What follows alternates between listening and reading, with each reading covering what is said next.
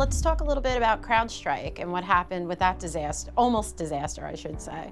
Crowdstrike is a pretty popular EDR tool that a lot of companies use, and in fact, Microsoft uses as kind of background Azure EDR for them. And there was an issue regarding really just human error. I mean, really somebody who pushed a patch through, and not to oversimplify anybody in that field, but it literally came down to where there was a one, there should have been a zero, or vice versa.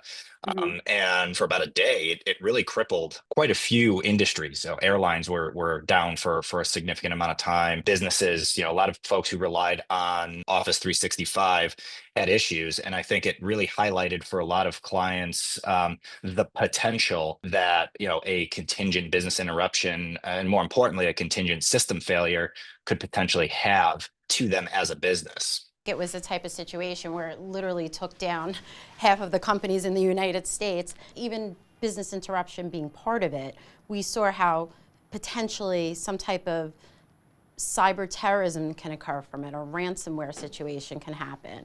I think we were kind of just lucky that it was just business interruption. That morning, as it was kind of a developing situation, there was a lot of, what is it? Is it this? Is it an attack, et cetera? As we started to realize what was ongoing, and you really started to see businesses coming online slowly, some quicker than others, it really did kind of highlight a few, from pure contingent business interruption, making sure that you had that. But then from that perspective, the contingent business interruption in terms of the waiting periods and what actually has to occur. And Deb, you know better than I do, most likely, that, in cyber, there's no two policies that are written the exact same. And so that's really where you need to really pay attention to the details in the language that you have in that policy to figure out what's the trigger, what's the waiting period, what's actually included in business interruption to continue to use what you basically pay for. With the cyber liability policies, like you just said, not all policies are the same. A lot of times that you don't even think about the business interruption portion of the cyber liability policy. So sometimes that's sublimited. You don't have the full limit. You don't even have the coverage sometimes at all. And then other times it doesn't extend to dependent business interruption.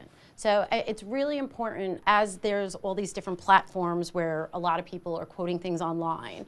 I think it's really important to remember to use a cyber specialist when you're looking at cyber liability insurance, because like you said, no two policies are the same, and there's some coverages that are much better than others. And I think you do have to have an expertise in cyber liability insurance in order to properly place it.